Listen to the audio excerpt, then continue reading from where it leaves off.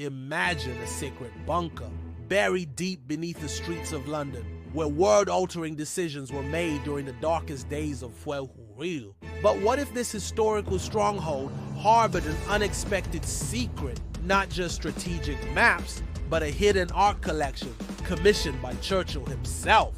Get ready to uncover a side of wartime history you never knew existed. Below the cacophony of London, tucked away in a labyrinth of tunnels, lies the Cabinet War Rooms. This was the command center of Britain's war effort during World War II. This is where the great strategist Sir Winston Churchill directed the nation through its darkest hours. But what if I told you there's more to these rooms than meets the eye? What if amidst the maps, the files, and the ticking clocks, there exists a secret collection of art, a series of masterpieces quietly hanging in the very heart of the war room, silently witnessing the birth of history? What unlikely solace did Churchill find amidst the chaos of war, deep underground? What possessed him to surround himself with beauty in such a thing? Join me as we descend into the intriguing paradox of art in a bunker. The idea of a top-secret war room housing a valuable art collection seems like an unlikely juxtaposition. In fact, when visitors first explore the Cabinet War Rooms, they don't come for the art and are often surprised by it. They're there to walk in the footsteps of Churchill and his contemporaries, to see where history was made. Yet the art, though an unexpected addition, makes perfect sense when you think about it. The war rooms weren't just about strategy and logistics. They were also about morale. The men and women who worked there, many of them high-ranking officials, spent long, tense hours in the bunker. It was a stressful, oppressive environment, and in such a setting, a little bit of beauty can go a long way. But it wasn't just about aesthetics. The art may have served as a psychological lifeline, a reminder of the world above, and a symbol of the resilience of the human spirit. Moreover, the art likely played a role in giving the war rooms a sense of normalcy. Life during the war was anything but normal, and by bringing a bit of that normality underground, Churchill may have been trying to create a space where, despite the gravity of their work, people could feel like they were still living somewhat of a normal life. While Churchill was undoubtedly a key figure in the acquisition and display of these works, he wasn't the only one.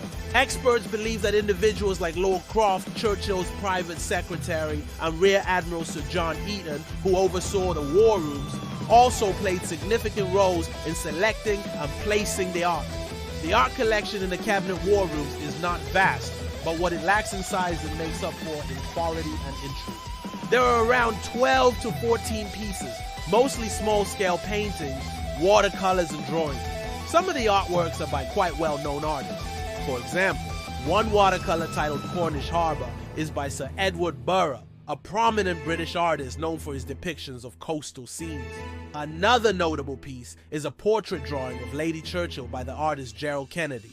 What's truly fascinating is that many of these pieces are not famous, which means they haven't been widely exhibited or even studied by art historians. This lack of documentation adds an extra layer of mystery to the collection. We don't know exactly when they were painted or why they were chosen, and that's part of what makes them so compelling. Although the exact value of the collection is not publicly known, given the artists involved and the historical context, it's safe to say that if sold, the pieces would fetch a significant amount. However, to many, their worth is immeasurable. It's one thing to view these artworks in isolation, admiring their beauty and craftsmanship, but it's another thing entirely to imagine them in the context of the war rooms. A picture, if you will, the year 1940. The bombs are falling, the threat of invasion looms, and Churchill is hunkered down in his war room. Amidst the tension and uncertainty, he finds solace in art. Maybe he stands before a canvas, momentarily escaping the chaos outside. Or perhaps he sits at his desk, a drawing resting on the in tray before him, a silent testament to a world momentarily untouched by war. It's not just about the art being there. It's about the stories the art tells, the emotions it evokes, and the connections it forges between the art, the place, and the time. These pieces didn't just hang in the war room. They were seen, appreciated, and discussed by Churchill and his team. They were part of the environment in which history was made.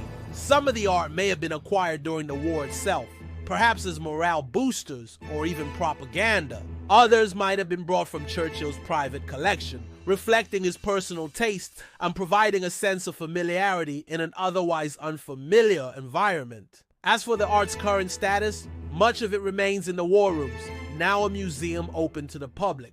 To see the art in its original setting adds immeasurably to the visitor's experience. It allows us to connect with the past on a more intimate level, to understand that even in the darkest of times, beauty and culture can endure. So next time you find yourself in London, make sure to visit the Cabinet War Rooms. As you walk through those historic corridors, keep an eye out for the art.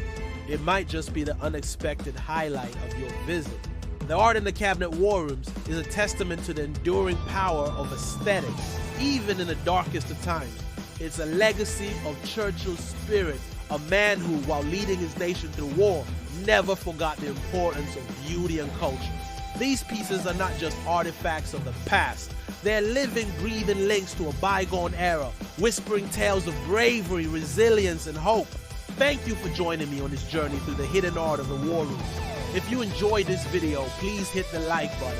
And don't forget to subscribe for more content. Until next time, keep seeking those hidden stories that make our world so fascinating.